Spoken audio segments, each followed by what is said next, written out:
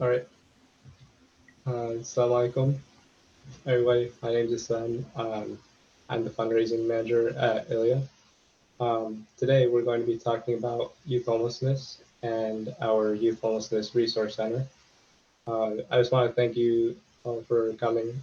This is a major issue, and it's good that we're taking steps to try to solve this.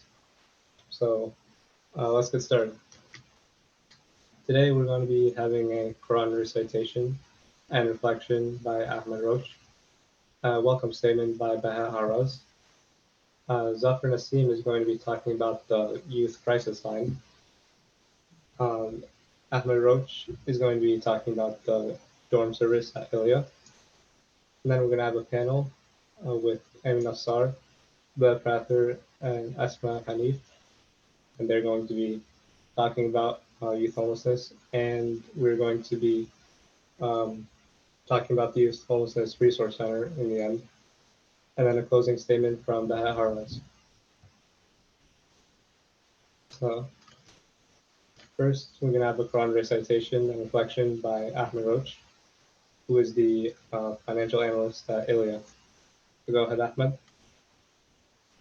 أعوذ بالله من الشيطان الرجيم بسم الله الرحمن الرحيم أم حسبتم أن تدخلوا الجنة ولما يأتكم مثل الذين خلوا من قبلكم مستهم البأساء والضراء وزلزلوا حتى يقول الرسول والذين آمنوا معه متى نصر الله ألا إن نصر الله قريب يسألونك ماذا ينفقون قل ما أنفقتم من خير فللوالدين والأقربين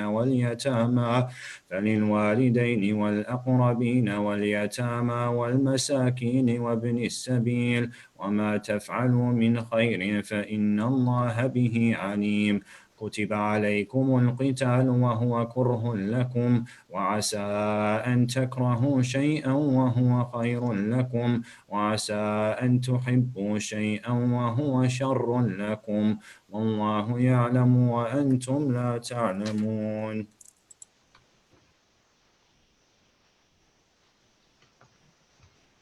All right, Jazakallah khair. Ahmed, do you want to talk about do you want to reflect on that? Yeah, so these ayahs talk about how people are tested. People are tested, and there are lots of people who do not have who are put in difficult situations, and that Allah tests them, but Allah's help is also very near. And then Allah subhanahu wa ta'ala talks about how to donate, and he says that donations are for parents, relatives, orphans, the poor, and the needy, and that whatever good you do is well known to Allah. And it can be hard to donate, but there's a hadith from the Prophet ﷺ that says ما نقص مال من صدقة. Wealth cannot be decreased through charity, and the wealth you donate in this world will be returned to you in this world and in the next, inshallah. All right, Jazakallah khair. Yeah, I think those are important areas to reflect on. So obviously, it's important to use your money for good and donate if you're privileged to those who are in need. And next we have Meha Haraz, who is the president of ILIA. He's going to be giving a welcome statement. Go ahead, Matt. All right. Thank you, Islam. Bismillahirrahmanirrahim. Assalamu alaikum, everybody. Thank you to everybody joining us on Zoom or on Facebook Live. We really appreciate it. And I just wanted to, set up this discussion and put it in perspective of, how far we're coming, alhamdulillah. The ILIA, Islamic Leadership Institute of America, is a youth empowerment nonprofit. We're focused on helping youth become leaders and learn how to make an impact on the community, be proactive in solving the problems they see around them. And today, seeing that the youth are launching this Homelessness Resource Center makes me extremely proud, because we can see that some youth are taking initiative, are kind of stepping up and working to combat this problem.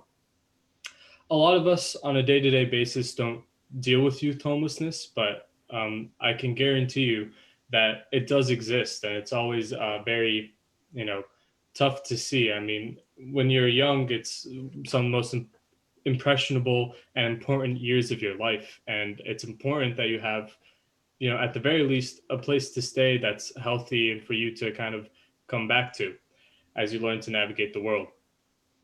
And alhamdulillah, ILIA has had the storm in Baltimore City for multiple years now, and we've been housing various youth who've needed it, and they've often come knocking on our door, showing that there's a significant demand in the city for a place for them to stay and learn when they need. And now we're launching a full-on resource center where you know, other organizations or youth can learn how to deal with youth homelessness, along with uh, you know, this storm, and expanding it to actually help more youth. And of course, our speakers and our youth will talk about that tonight or today. And so I'm very proud to see this happening.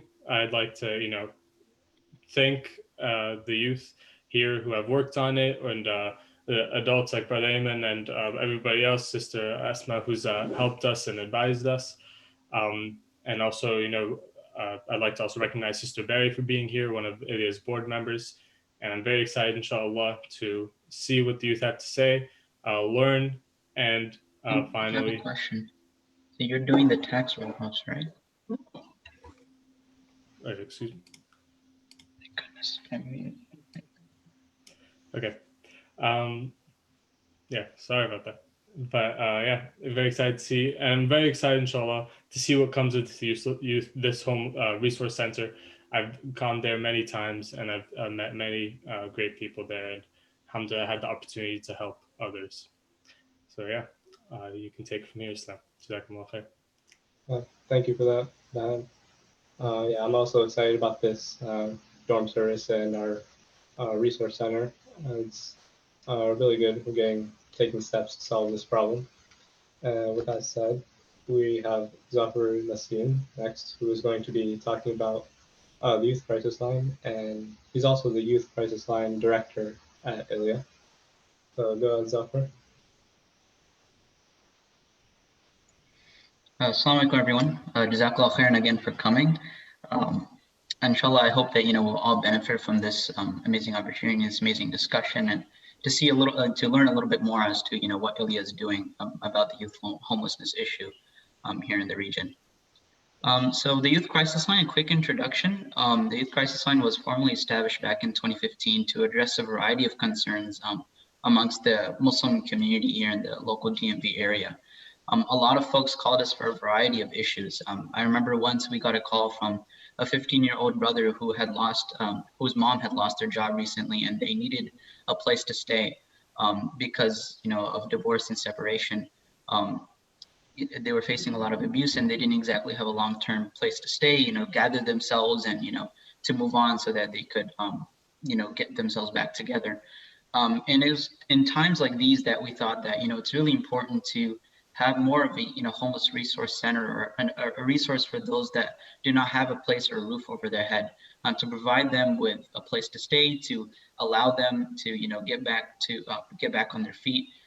Inshallah, that's the whole premise of the Homelessness Resource Center, is for the YCL to serve as a bridging point to provide resources necessary to, inshallah, get people back on their feet. Yeah, that's a pretty good, very brief summary as to what the Youth Crisis Line is all about. I'd like to emphasize a little bit more on our phone number, 443-429-0095.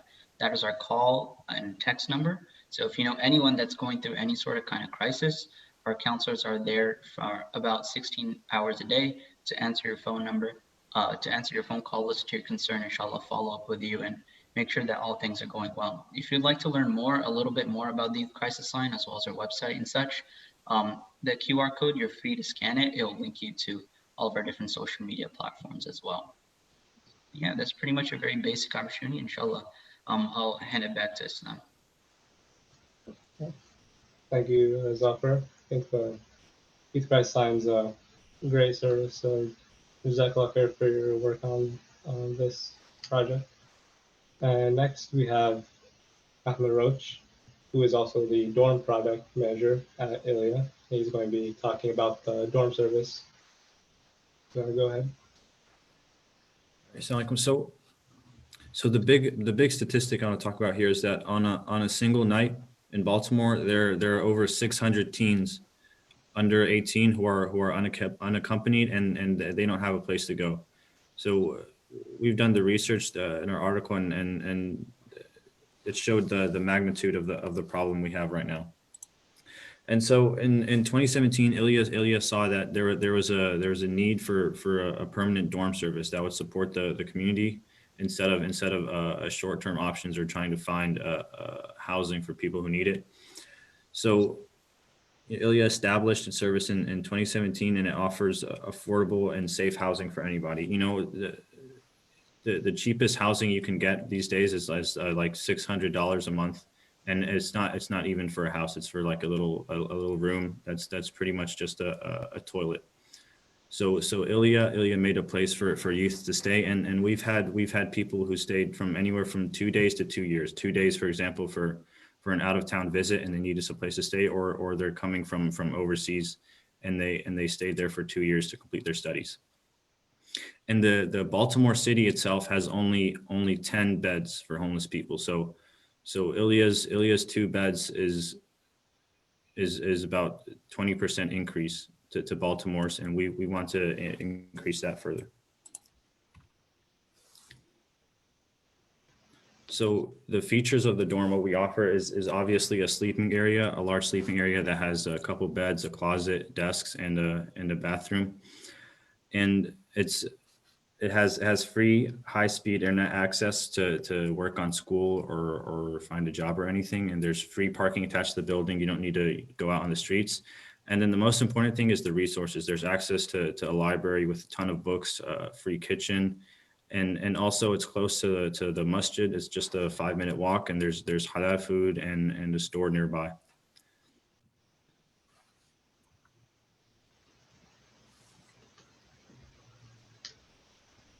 All right. Jazakallah khair, Ahmed. Yeah, the dorm service is really, I think it's really good. It's helpful for youth who need like a place to stay, and it's great that it provides, you know, things other than just place to, you know, stay. It provides internet, electricity, food, and, you know, other things that people need. And so next, we're going to have a panel discussion. We have Ayman Nassar, who is the founder-in-chief of academics and research at Islamic Leadership Institute of America. Is Bilal Al-Sadra here with us today? I think he's unable to make it. He had a COVID shot and has some reaction to it. Inshallah, we just Sister Esmat and myself. Okay. And Sister Esmat is the executive director at Muslimat Nisa, which is a shelter in Washington, D.C. that provides health services for children and women who are in need. So, assalamu alaikum, guys. Alaikum assalam wa rahmatullah. Actually, Sister Esmat's shelter is in Baltimore City. Oh, nice. Sorry. Other than is the one in DC. Okay. So, this is our first question. For those unfamiliar with the severity of the youth homelessness crisis, can you describe the gravity of the situation and how the number of homeless youth is growing?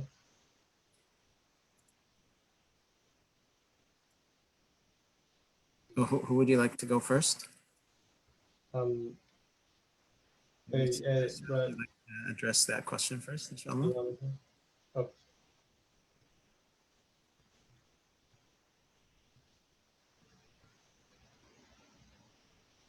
Ayman, you can go ahead. جزاكم الله خير.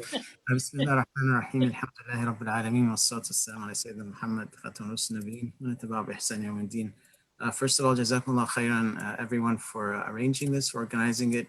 You guys are doing a great job. And Jazakumullah khairan, Sister Asma, for joining us on this very important topic. I mean, I think we don't need an introduction for our dear sister here. She's been involved in the issue of homelessness for over a quarter of a century. And she started way back in the late 70s, her shelter, and has been a big advocate for women who are abused and homeless and in need of shelter and a roof over their heads.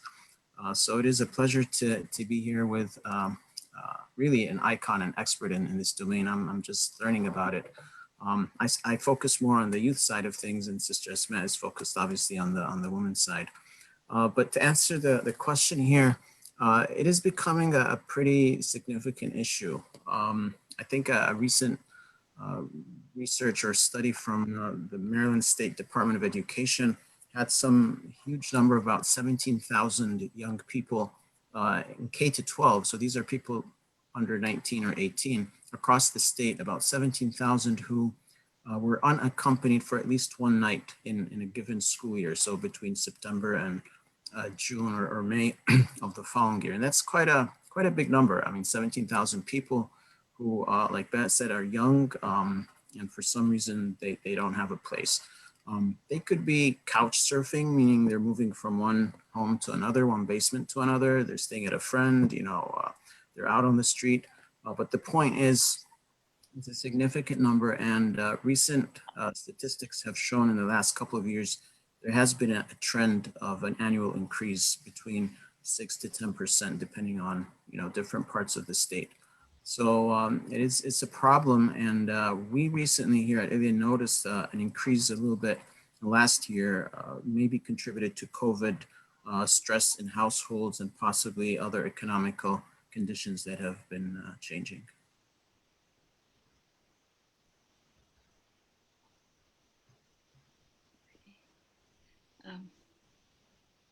Alhamdulillah. I thought you were continuing with with more words. So I thank you, Brother Ayman, for inviting me to this talk. And I don't know, whenever you ask me something, I always feel like, okay, yes, I want to do that, because you and I, we go way, way, way back. You said a quarter of a century. Wow, that sounds so old. You said a quarter of a century. And so alhamdulillah, for being here. And I will say the issue of youth homelessness and was kind of sort of like the issue of domestic violence. I said there were certain things that I backed into. I knew that there was an issue of homelessness, but maybe not particular categories. And it wasn't until probably about 5 years ago that I discovered that it was so, a problem, with the youth, because I would always think about the youth as you said, that was in conjunction with the mother who was coming to the shelter, as opposed to a youth, just by themselves. And one of the first situations that came to me was, it was a Muslim girl. She was a teenage girl, and she contacted me, for shelter.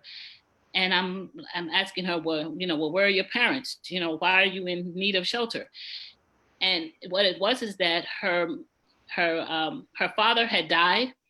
Her father had died, mashallah, and her mother had died previously. Then her father had died, but she had a stepmother.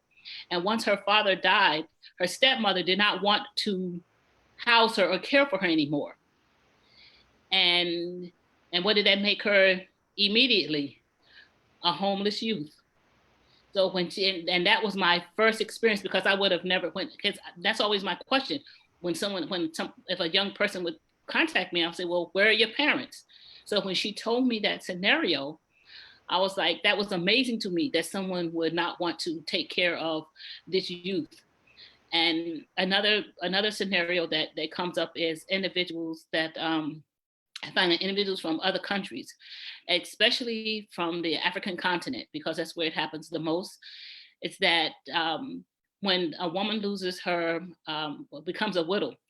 And I found this from someone letting me know that Islamically, if a child loses the father, then they consider it an orphan.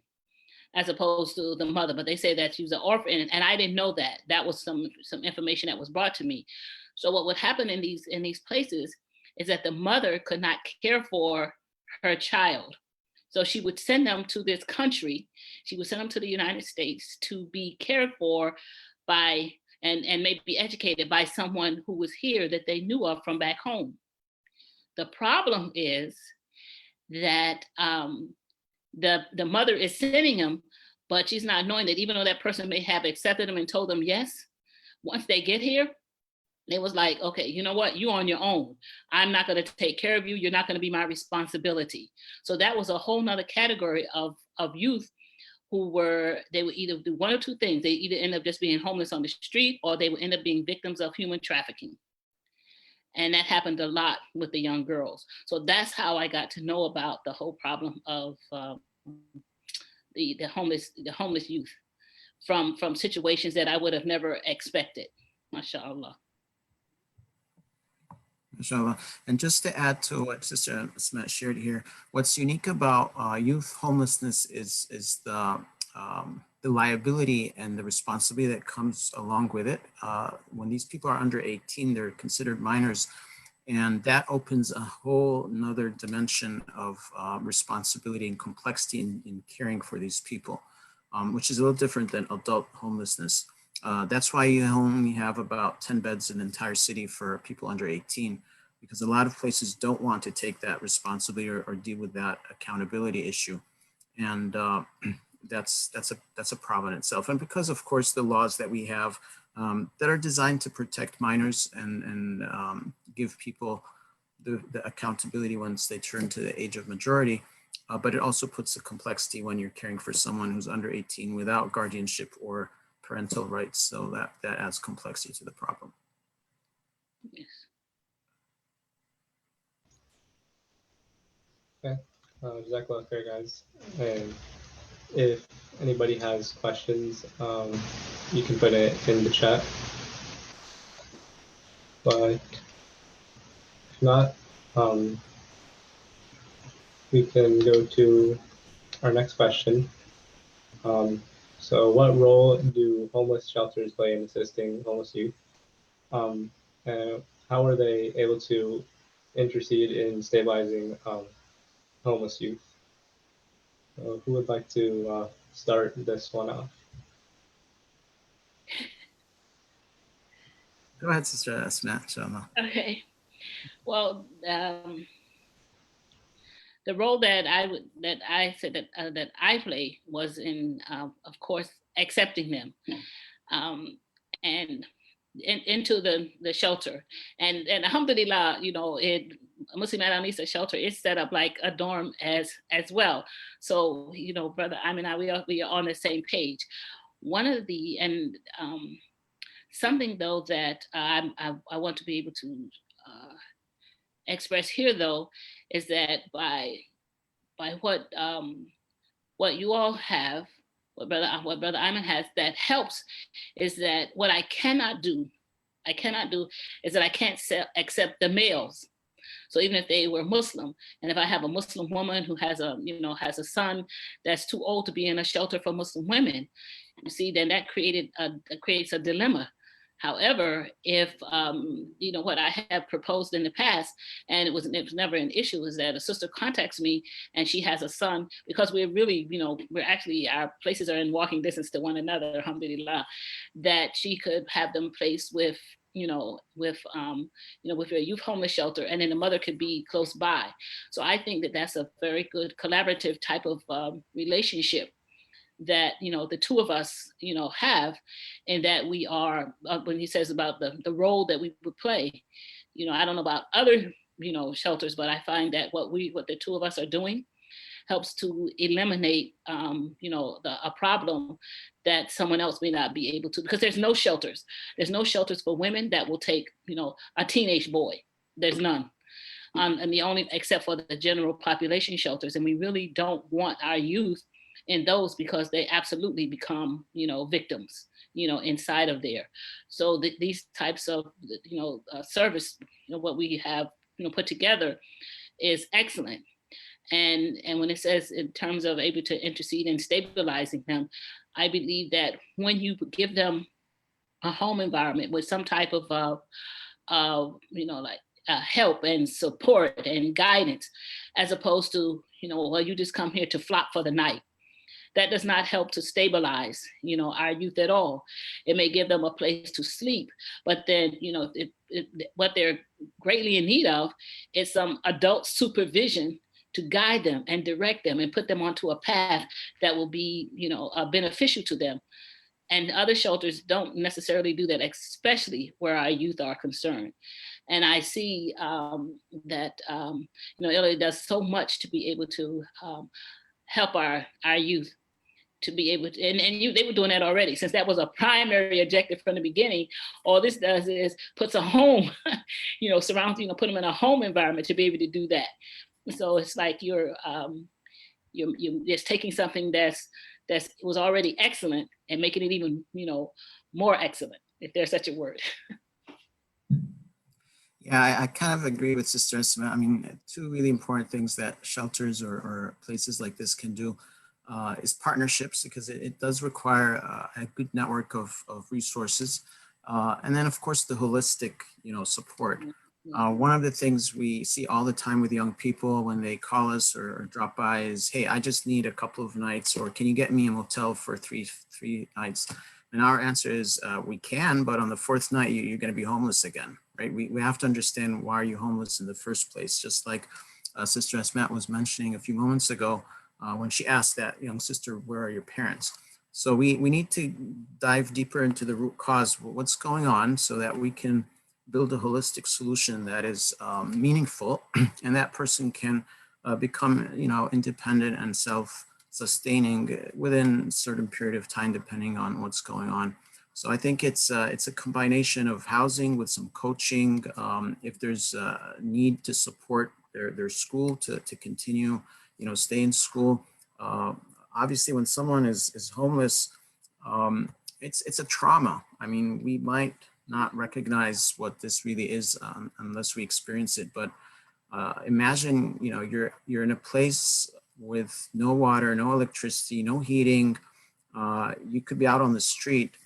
How are you going to study? How are you going to work? How are you going to just even use the bathroom or do basic essential needs of a human being? It's really difficult.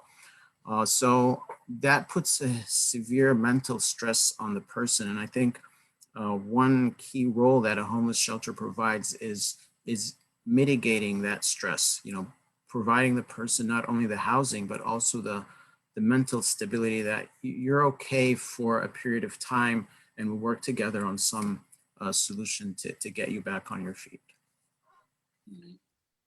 Well, something I wanted to share, Brother Hyman, and I learned this because I provided health services, is that something that's unique about Maryland is that they have this thing called the Maryland Minor Consent Law. And I found that out because I provided health services for youth. And they established this years ago because the youth were making bad choices and they needed health care, but they would not seek health care because the parents had to sign for it. Well, they changed that law. I mean, they changed it and made it a law so that that the youth now, because we're talking about, what our responsibility would be, and, are they able to make any decisions in their best interest? And they can. The only thing they cannot make a decision about is psychiatric care, like signing themselves into, a mental health institution. So alhamdulillah, that does help us when we're trying to be able to provide them with any type of, services, that they are, emancipated. So Maryland has this law that emancipates them, and that helps us. No, that's true. Jazakumullah khair for sharing. All right, I see there's a question, Islam, in the chat. It says here, I have a question. Homelessness is usually something that people assume is the government's responsibility. Is that true? What responsibility does the general community have in helping with this issue? Well, we might have maybe addressed the second part of it, but I think the first part, obviously the government does have a responsibility and a role, right? To find people jobs and housing that's affordable and incomes that are sustainable and can provide people the services that they need and so forth. But it's not only the government's responsibility. Part of it, I believe, also falls on the families and the communities as well at large. We'll talk more, I think, later about some of the reasons people become homeless. But part of it is because of conflict within the family, between a parent and a son or a daughter. Sister Esmat gave us an example of such an example where someone passed away and the stepmother didn't want to kind of care anymore for that person. So that's more of a family responsibility. Now, can there be laws to prevent these types of domestic abuses and issues? Sure, but how do you enforce it? And enforcing it could take some time. It could take a couple of days until there's an investigation and we figure out what's going on and things like that. So I think it's a joint responsibility. That's my thought. I'll turn over to Sister Asmat to share her thoughts on that. Putting in responsibilities on the government for I'll say humanitarian issues or concerns is, for lack of a better word, forgive me for anyone if I hurt your feelings, but it's like my pet peeve, because it's like it's almost as if we were saying we're not going to be responsible. We have Allah and His Messenger who has told us, all right, even with the Quranic ayahs, has told us that this is something that we're supposed to do. But if we then want to deflect that, to the government, as if, does that absorb us of, any of the responsibility? So even if it was something that the government, was doing, that doesn't mean that we should not. And we would do it in a more loving and caring manner. So they could provide, material things, like I said, they could provide a bed, they can provide food, but are they going to be concerned enough to provide that counseling, and that coaching and that, concern for them as a human being and wanting to see that they thrive and survive? I cannot, one of the reasons why I can't say that would be 100% of the case is because we have so many disparities in our society. And see, being a homeless youth is one of the categories that individuals will be, it's like even it said they were, invisible, or like we don't even, notice them. And so that's the reason why a lot of the youth, they are, left alone, and then they are prone to making bad decisions because the government may give them that, like I said, that minimal thing, but not anything to help guide them in their life. I don't feel like it's the government's responsibility alone. I feel like I do this, and I think, I absolutely would say the same thing about Brother Ayman. We did this because we saw an unmet need, and we wanted to fulfill that unmet need. If the government was doing it, then he and I would not have to be doing this at all. But then that's my emotional. Let me get down off my soapbox. But that's what I feel. And I find that usually when people say, they ask about the government, and I don't know the person who asked the question, and I'm not saying that's how they feel, but it's usually because it's an assumption. It's an assumption that the government is going to do these things. But if it wasn't fact, if it was the fact, then like I said, there would be a need for what it is that we're doing. Because the government does not. That's not their concern. Look at all of the migrant children that they have, and across in the border that's come across the border. They can't even figure out what to do with all of those children. Okay, I'm not trying to get political. I'm not trying to get political, but that hurts my feelings. So those are homeless youth. That's like, but we're talking about homeless youth, here in this area, as well.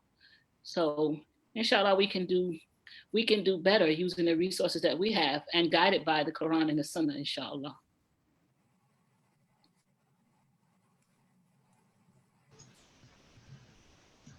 All right, Jazakallah khair. This great discussion. I know I'm learning a lot more about youth homelessness. I hope you guys are learning more about it too. And so let's move on to our next question then. So how many students are affected by youth homelessness in this state? Is there an upward trend, and if so, what are school districts doing to address this situation? So yeah, what do you guys think about that? Is the trend upward, and what do you think the school is doing to address this? You're gonna have to answer that one, Brother Hyman. I don't know the numbers. So I think the number that I know of is about 17, 18,000 a year that we mentioned earlier. However, what are the school districts doing? It's very little. One of the problems with youth homelessness and homelessness in general is that a large number is not reported. You know, when you have a 10th grader who skips school for a couple of days and he's sleeping in the basement of his friend until the friend's parents tell him go back home, that's usually a case where the student is just recorded missed or absent at school, but the reason is not necessarily noted as homelessness. It's just someone who didn't show up, right? If that trend or pattern repeats, typically the school would send a letter to the home saying, hey, so-and-so has not been showing up to school for a period of time.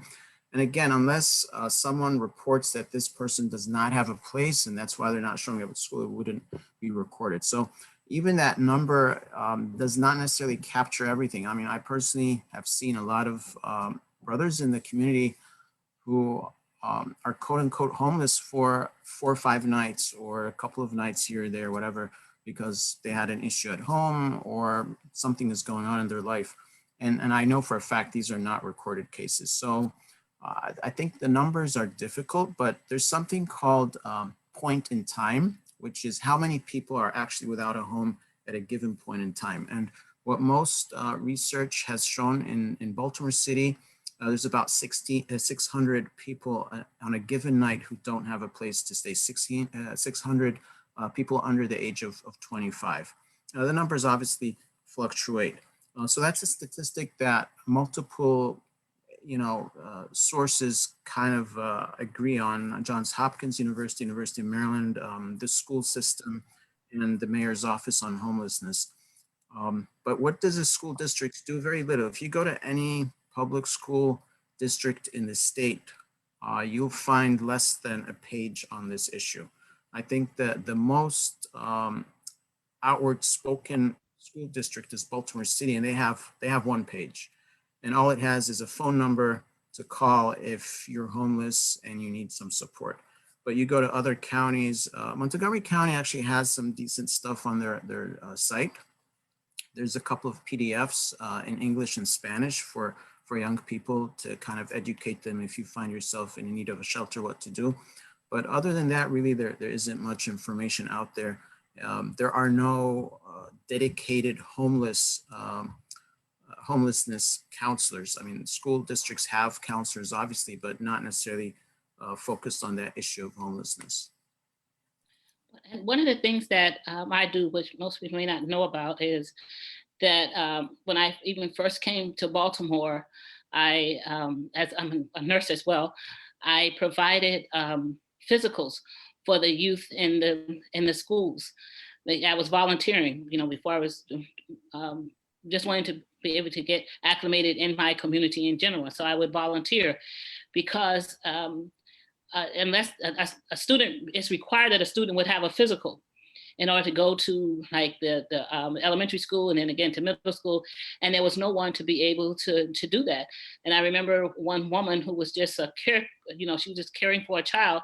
And she said, can anybody here do a physical? And I says, well, I can. And it was like amazing. I'm like, why would this child, because that's when I first came. I said, why would this child, not have had a physical? And what I came to learn, and I still do that, is that the children would be penalized because if they don't have a physical, then they're not gonna let them in school. So now they're just homeless on the street without anywhere and nowhere to go. And what I discovered, in doing this was that their parents were, and I call them missing in action. So even though that they didn't have anywhere to go, they didn't know where their parents were. A lot of them may have been on the street themselves or on drugs or something. And maybe they had somebody who took pity on them and maybe would, feed them or let them, but a lot of them live in these abandoned houses. And, Baltimore has numerous abandoned housing. And that hurt my feelings so much that I said, at the very least, let's don't penalize the children. Let's at least let them go to school so they could get at least 2 meals a day, because they would give them breakfast and they would give them lunch. So that's something that I actually do to be able to help. But the school, like I said, the school districts, I'm trying to figure out why is it that I could discover this as a newcomer, in a community, in the state, in Baltimore, and the school people not all they could do was be punitive because the child, maybe didn't finish their homework, or maybe, weren't, wasn't clean or didn't have a physical. They were more punitive than they were helpful. And that's sad. And then, even now they're on the news talking about how children are being just kind of shuffled along in the schools. So if they're in the school every day and they don't know that a child can't read, why on earth would they know that that child was homeless? Because you got them for all those hours in a day. So I believe that the school districts are not addressing the situation. And Brother Adam, you said like one page, they're not addressing it because they're not, I think that they're not either caring or they're not opening their eyes. I don't know. But now if they're talking about, but again, it's from the educational level that the children are not, thriving as opposed to their homelessness. And that's what they need to address, first of all. I think one of the reasons is because it's difficult to get to the ground, right? To be in the field like yourself and ILIA. So the school doesn't have that firsthand expertise to identify just by looking at the students in the classroom, like, so-and-so has a problem. Yeah. And understanding what it really means to be homeless, sleeping on a bus or sleeping in a closet or under a bridge or whatever the case might be. The schools, they specialize in education, right? They were not trained in social work and specifically homelessness. So that's, back to the question that was asked earlier, that's where the government fails to provide these holistic, solutions. And you have some laws that contradict other things. There are many other examples where a young person can, in the eyes of the law or the state, be protected by some regulation, but in the same time, another regulation is actually penalizing that same victim because of something else that's going on. And you have these two things conflicting with each other. What I found is that the individuals who were the most noticeable or helpful were the coaches, like the sports, but the coaches, not the teachers, not the, like the nurses or the social workers or the principals, whatever. It was the coaches who recognized this about the students and tried to be able to help them. And they are the ones who would contact me. Mashallah.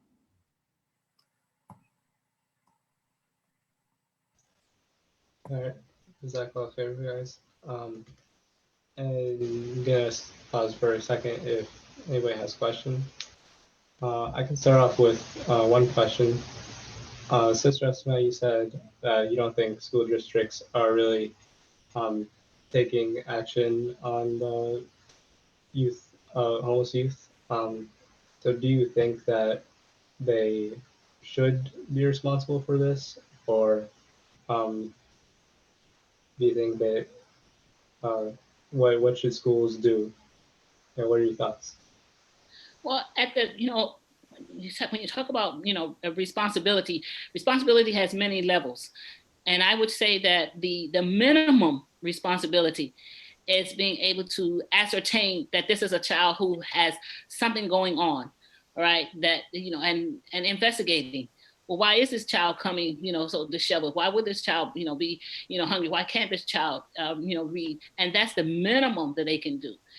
And even though they may not have social services in the school or someone who's going to be dedicated, to research it, once a teacher who has them for the most of their day, instead of, being, punitive or penalizing the child, if they feel as if there's something that is just not quite right, or maybe, this child needs some help, then they can, refer this child to, to social services. Even when someone calls me and if they're in the middle of the night and they're wanting shelter and I can't help them, right? I can't help them at that time of, night to get them from where they are. I would give them some advice. You know what, go to the emergency room. They have social services people there who can help you. I don't just say, well, I'm sorry, I can't help you, or just ignore the fact. I try to at least give them something that would be of some benefit. And I believe that the teachers, and you do have teachers now that are concerned and are caring, few and far in between. So it's not, all of them, but there are some. And those are the ones, like I said, who would contact me. But they shouldn't do, their first responsibility is, what does it say? To first do no harm, to do something, to put this child, into, I won't say a program, but in contact with someone who could be able to help them. Because the child is not going to know. They're not going to know, well, you know what, I'm homeless on the street, or I'm just homeless in general. And, to ask you, where did I go? Because they're either going to be embarrassed, because of course a child would be embarrassed because the other students in the school would tease them unmercifully, so they're not going to even know what to ask or if to ask. They just feel like, I don't know what to do. So I just think that maybe their assessment skills need to be improved, as opposed to, well, they're here for reading, writing, and arithmetic, and I don't have any other responsibility to them other than that.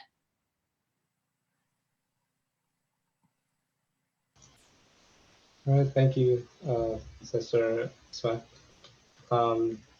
We won't have time for our next question, so just in case anybody has any more questions before we move on.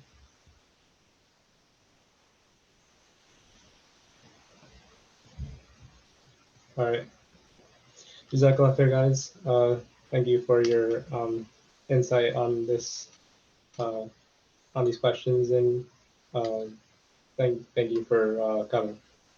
So next we're going to be talking about our Youth Homelessness Resource Center, and we're going to have Brother Ayman. Do you want to start talking about this? Sure, Jazakallah khair, Islam. So, alhamdulillah, with the blessings of Allah subhanahu wa ta'ala, we're launching this humble resource center on our website, on the Youth Crisis Line website, which Zafar and his team kind of manage.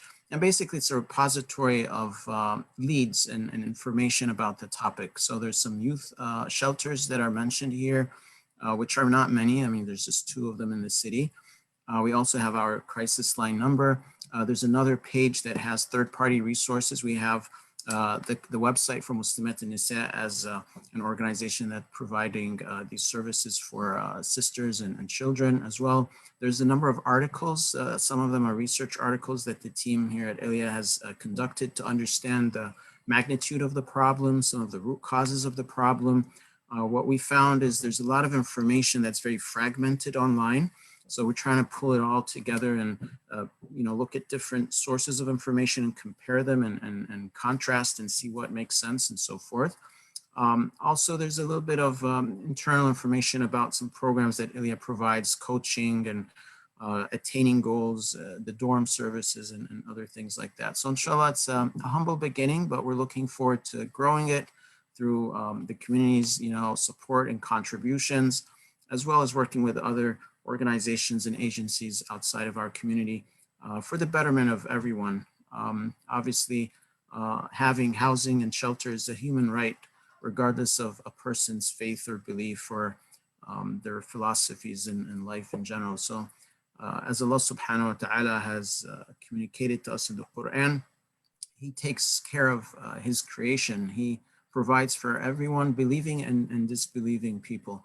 And this is a very fundamental human right, and we want to help ensure that young people can have the resources they need to, inshallah, succeed and strive in life.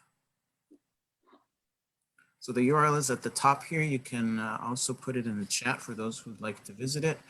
And we'll also send it out to everyone who signed up in an email, inshallah, after this session. Thank you, Brother Eamon. We're going to now talk about the the youth homelessness resources provide. So, Zafar, do you want to start us off? Yeah, sure. So one of the most important and more accessible things that the Youth Homelessness Resource Center will be offering is more about information and informative guides to youth, through our networks and such. So these informational guides, we have already some on our Youth Crisis Line website, but inshallah, with the growth of the Youth Homelessness Resource Center, our research team, inshallah, will be working to, inshallah, cater more content, more guides, and make them more accessible to the youth population, inshallah. We have a lot of different topics that we will be covering, from how to deal with abuse, how to deal with this online situation that we're in during this pandemic, how to manage all the different stressors that we're facing, inshallah, to mitigate the likelihood of ending up being homeless, and as well as to provide those who are currently homeless with a toolkit for how they can get back on their feet, and what resources are out there for them to work with. And inshallah, we're looking to expand this in terms of a digital library. So inshallah, look out on our Youth Crisis Line website for more. Yeah, assalamu alaikum everybody. My name is Jannah and I'm head of outreach here at ILIA. Another resource we offer at the Youth Homelessness Resource Center is counseling. So ILIA does offer counseling for any youth that are in need of counseling. And as mentioned earlier by Brother Ayman, it can be a very traumatic experience. And so just kind of counseling and coaching them through their experiences. We offer one-on-one coaching, so it's specific to your specific situation. But we do also offer group counseling if that's something that the youth are going to be more comfortable with, sharing their experiences with others, kind of collaborating with their peers. And then, of course, we have the Empower One and Youth Crisis Line, which are coaching services and just kind of crisis services to kind of help them through their situations and help them kind of out of that mental or emotional state that they may be in. And of course, you'll hear in just a few minutes about how they can take their counseling to a next step and kind of turn it into a more sustainable lifestyle.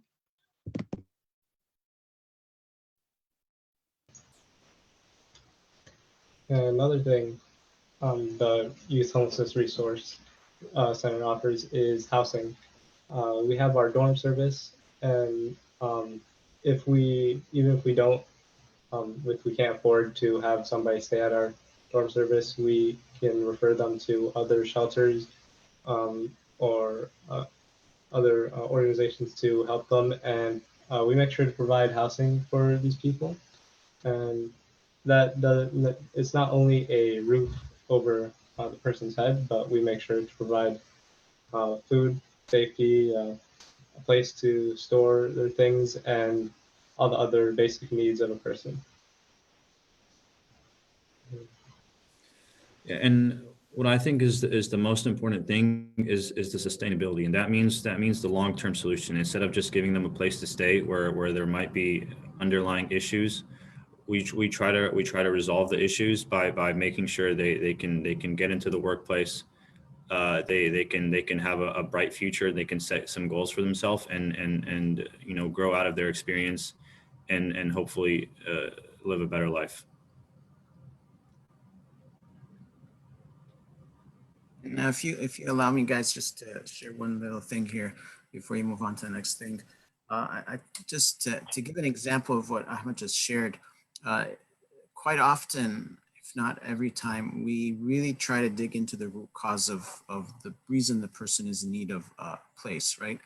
And if it's a conflict with a parent, we do some mediation between the two parties.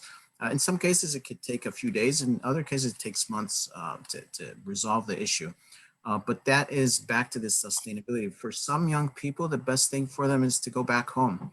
For other people, the best thing is to become independent and live on their own with some guidance, like Sister Esmat was sharing earlier, with some adult supervision and coaching and direction so they can start their lives independently. In some other third situations, it could be to give them complete independent affordable housing because maybe they already reached a certain maturity level. So there's no one size fits all.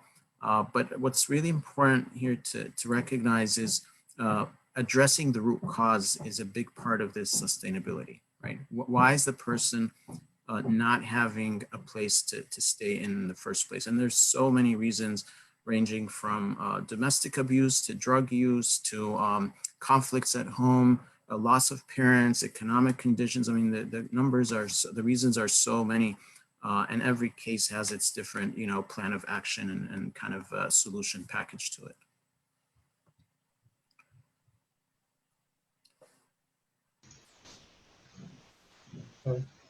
Thank you, Brother Amy, for that. And now we want to announce the launch of our youth homelessness and dorm campaign, Network for Good. We have a QR code that you can scan to donate, and somebody can also send the link in the chat. Our goal for this campaign is to raise $10,000. Youth homelessness, it requires, you've seen like the struggle and everything that youth can go through, and it requires housing, coaching, career development, educational success. And we're aiming to raise $5,000 for housing, $3,000 for coaching, $1,000 for career development, and $1,000 for educational success. And our goal is to help at least 32 youth, and we're going to also use these donations to research sustainable solutions for youth homelessness. So if you want to donate, you can donate now using the QR code, or and make sure to share the link.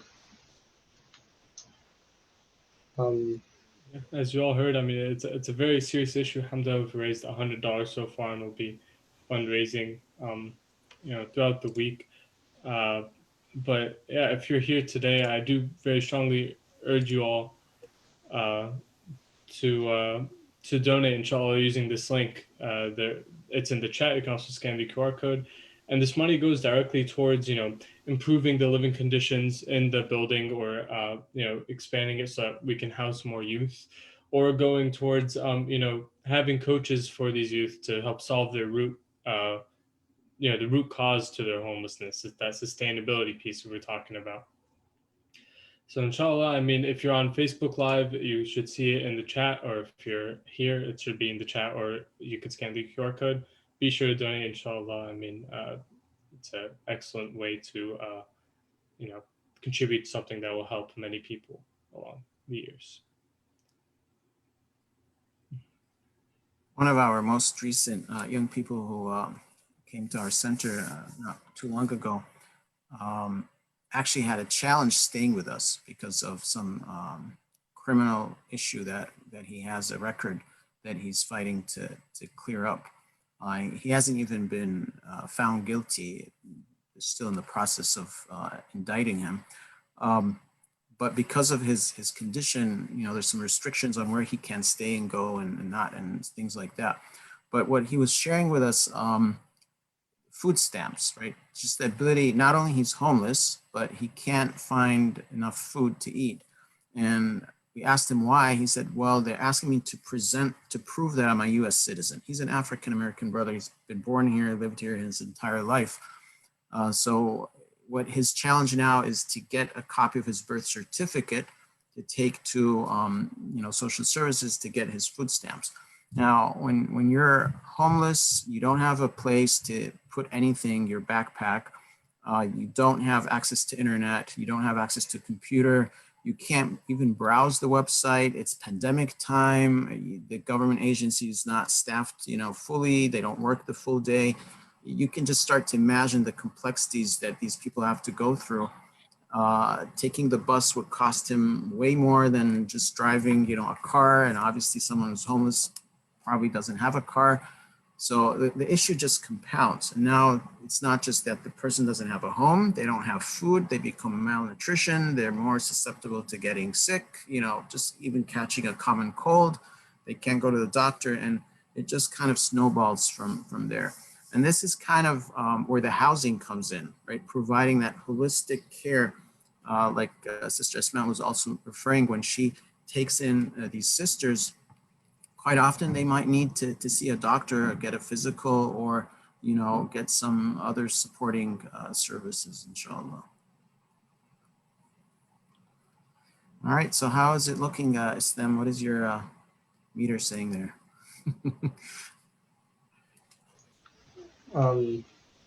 Yeah, well, just a second. I'm gonna have to hold up. And while we're Yeah, waiting here, if there are any questions from the audience, if anyone has a question, inshallah.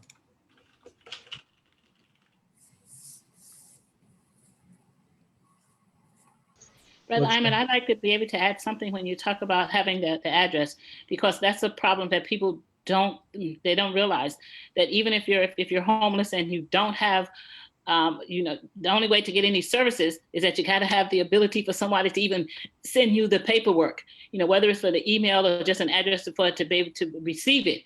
So, and I'm alhamdulillah that, what you said, because I think that that's one of the things that people, that they forget, because they'll ask, well, why don't they get food stamps? Or why don't they go and get, health insurance? Or why don't they go and get this? It was like, and send it where? And Right. send it where? And so you are, what you're doing is that you're removing, a barrier by having them having a place to stay here, and like I said, the roof over their head, but then the other services that they need, you're removing that barrier so that they can be able to secure the help from other social services agencies who provide, like I said, the food stamps, or the health insurance, or even have, again, like the birth certificate. You got to have it someplace to mail it to. MashaAllah. That's very true. Yeah, you have to put an address to receive any support Yes. from any place. Yes. If you don't have one, that's a new barrier to add to the list. Even to go to the schools, because they're going to send you, if you want to be able to get in school, if that's one of your requirements, for be able to get services, or even like this young man that you're speaking about, I'm sure that there's obligations that he has to do. Or they're going to send it, they're not going to be calling you up every day. They're going to send you something by mail. Mm-hmm. Yeah, that's right. I think there's one school district, I can't remember which one, but they were little outward thinking, out of the box thinking, where they would accept students with no address to attend any school of their choice. So that was kind of interesting. I did see that on one of the school districts' website. But generally speaking, like you mentioned, if you don't have an address, the school won't accept you. No, And they won't. that's an example of how a person is penalized twice. Once because they're homeless, and now they can't go to school because of regulation. right now we're at $100, alhamdulillah. Inshallah. Alhamdulillah. It's great work, everyone. Inshallah, this is just the beginning of a journey. So keep everyone in your dua. Definitely we work more with Sister Esma and other organizations, inshallah, to increase the awareness, because I think it's not a topic that is really clear in people's minds. And one thing that's important for people to understand, a homeless person is not necessarily that person you see on the corner of the street with a sign trying to collect some coins, who might not have had a shower for a month or whatever.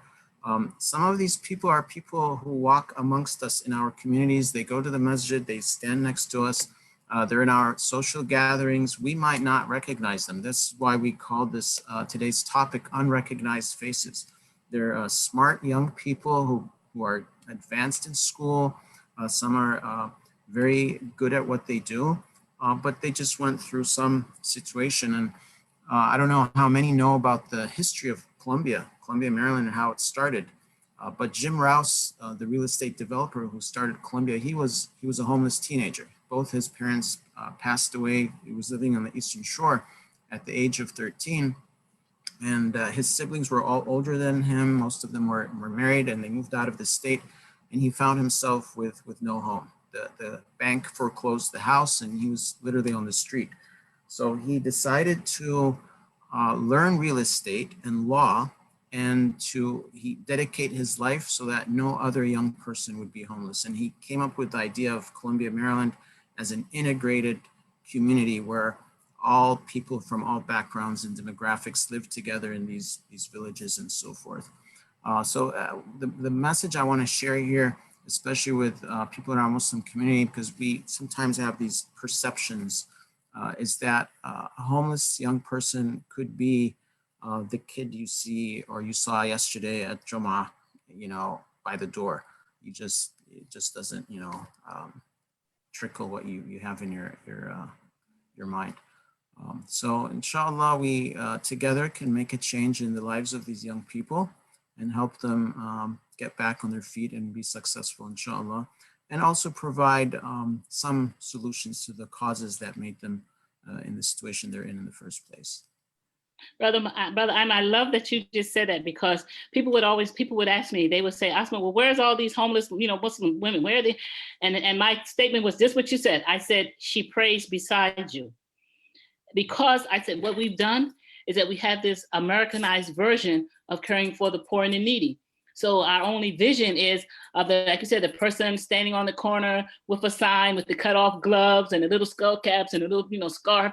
No, some people are I mean, for the most part, those who are in the masjid or those that you might see, you say walking among you, you're trying to be able to, they don't want the world to know, because they know you're going to attach a stigma to them and you're going to treat them differently. And yet, in the home, it's saying, no, I'm going to treat you like I would treat anybody else, and but give you, like your basic human needs, so that you don't have to sustain that stigma. And we do that because of the way in which we view homelessness, when it's very easy to become homeless. It's very easy. You think about the people who have, with the fires, with the natural disasters, with the floods and the tornadoes and whatever, those people, they are immediately homeless.